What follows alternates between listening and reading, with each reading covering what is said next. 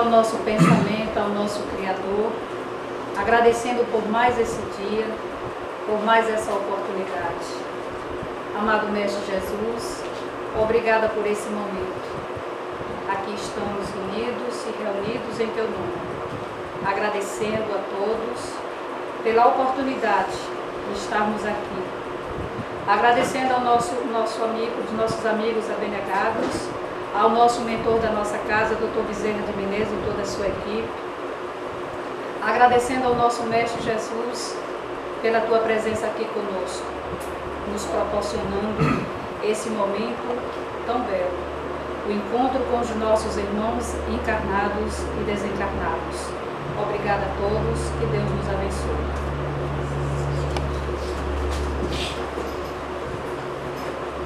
Bom, meus irmãos, eu vou me apresentar. Meu nome é Janus Day, eu faço parte da Federação Espírita do Estado da Bahia, na qual eu coordeno a coordenadoria de divulgação doutrinária da Federação.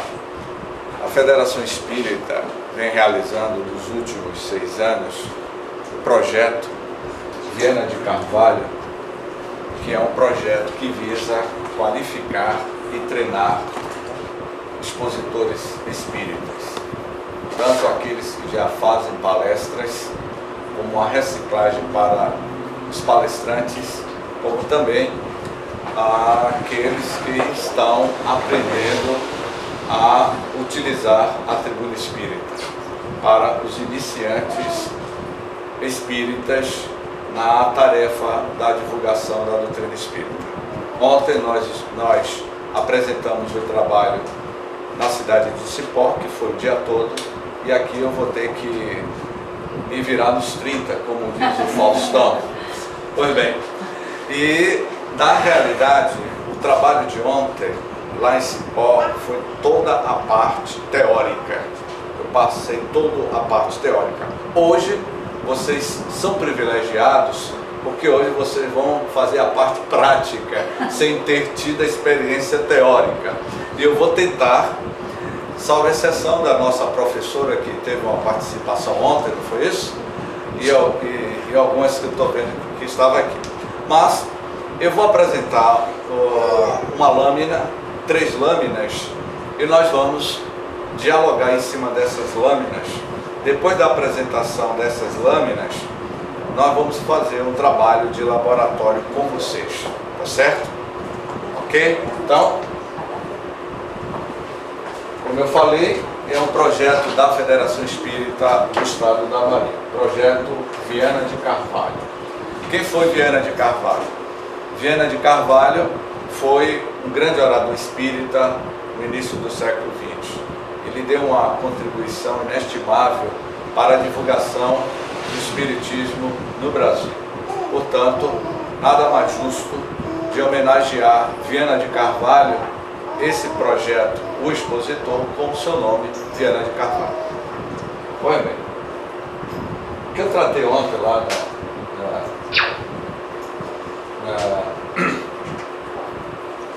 em Cipó, eu falei sobre a comunicação na doutrina espírita, a programação neurolinguística, a linguagem na comunicação oral.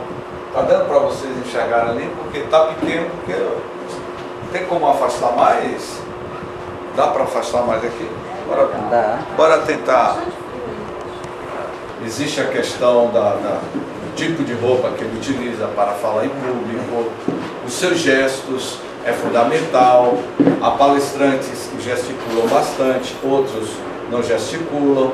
Eu falei sobre a questão do palestrante, que eu digo sempre que é o palestrante poste sem luz, que é aquele palestrante que fica fixo numa posição e ele sente aquele receio, aquele calafrio, não é? O famoso friozinho na barriga, quando ele está falando para o público.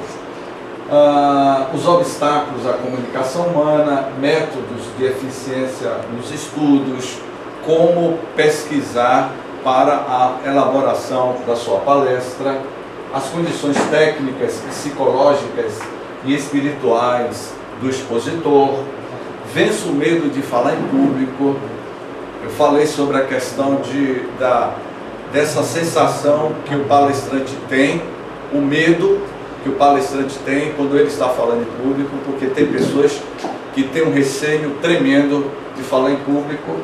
Como responder perguntas da plateia, também abordamos isso. Agora, para que esse curso aconteça aqui, aí vai depender de Carminha, em outra época, né, Carminha? Não é isso? Livre-se dos vícios de comunicação, eu falei sobre o NER, tá entendendo? Ok? Vocês entenderam?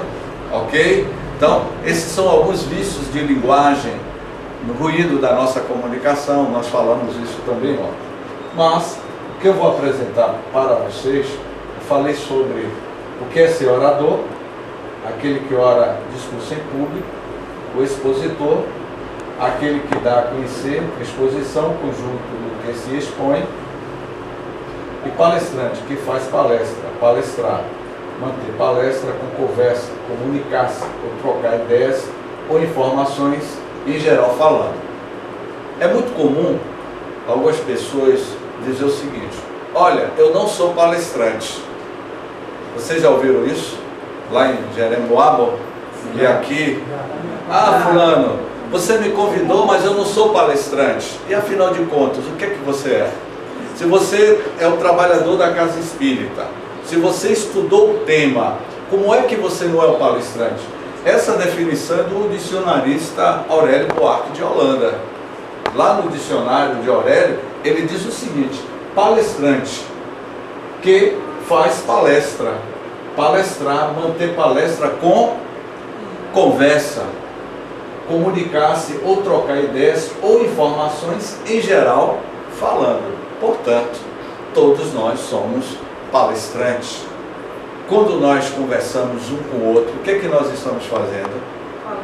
Palestrando, dialogando, não é verdade? Então, a partir de hoje a gente não pode dizer mais que não somos palestrantes. Quando aquela pessoa é convidada para falar na tribuna espírita, ele está ali com a responsabilidade de divulgar a doutrina espírita. E ele não pode dizer: olha, me perdoe os meus erros, eu vou tentar falar para vocês. Não se deve dizer isso, porque o público vai começar a prestar atenção nos seus erros. E isso aí vai denotar uma insegurança da sua parte. Me perdoe porque eu me esforcei para estudar o tema, eu estou me esforçando. A pessoa já inicia a palestra para tentar ganhar a simpatia do público já com essa linguagem negativa. E não se deve usar esse tipo de linguagem negativa quando nós iniciamos uma exposição. Pois bem. É esse texto aqui que eu quero que vocês prestem bem atenção.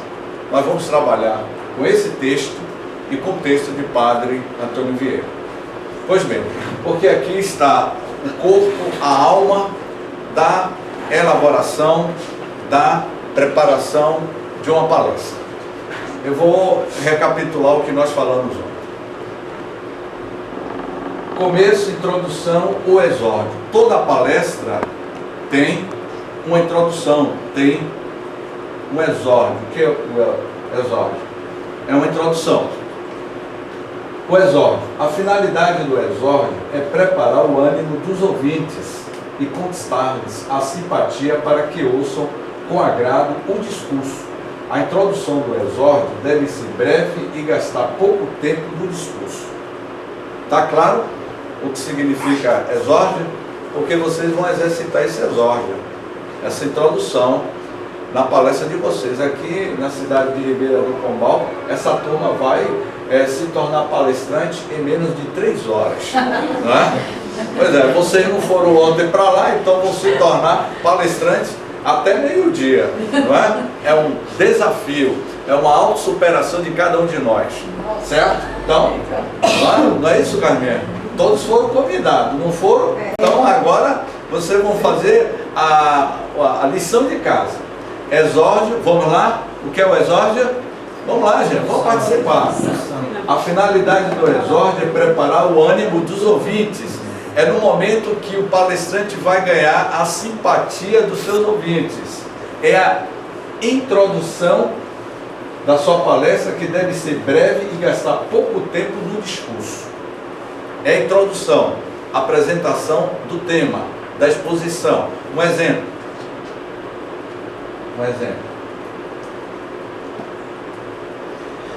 O tema é as evidências científicas da reencarnação. Esse é o tema. Como irei planejar minha palestra? Como iniciarei o meu discurso? São reflexões que o palestrante está fazendo quando ele tem que elaborar o roteiro, o discurso da sua exposição. Aí, vamos supor que o tema é as evidências científicas da reencarnação. Pois bem, como é que nós iríamos iniciar esse tema no exórdio? Assim, a reencarnação existe? Quais são as provas científicas da reencarnação? O Velho Testamento fala sobre a reencarnação. Na história da humanidade, as civilizações antigas já falavam sobre a reencarnação. Há provas científicas da reencarnação. O que é que eu estou fazendo com isso? Um questionamento. Um questionamento como introdução. Eu estou fazendo uma introdução para que o público pense. Então, você pode usar desse recurso, como também contar uma história como introdução. Um exemplo, você pode pegar uma história de alguns contos que esteja relacionado com o tema reencarnação e conte essa breve história como preparação para a apresentação da ideia central do seu tema. É onde você vai se fundamentar e vai argumentar com o público a ideia central do tema sobre reencarnação. Um exemplo, no desenvolvimento ou estrutura central, a ideia principal é apresentada e comentada. Esta etapa constitui o âmago do discurso. Sua razão de ser deve-se lançar mão de todos os recursos que possam auxiliar no trabalho de aceitação, convencimento e interpretação dos ouvintes. Serão de grande importância, portanto, os elementos de apoio da argumentação, tais como exemplos, as comparações, as definições, os dados estatísticos, os testemunhos e as ilustrações. Você vai jogar um exemplo. O tema é reencarnação. Eu vou citar um exemplo que eu citei ontem. Uma das provas da reencarnação é as marcas de nascença, pesquisada por Dr. Ian Stevenson. Ou então aquele livro Reencarnação no Brasil, de Dr. Hernani Guimarães Andrade.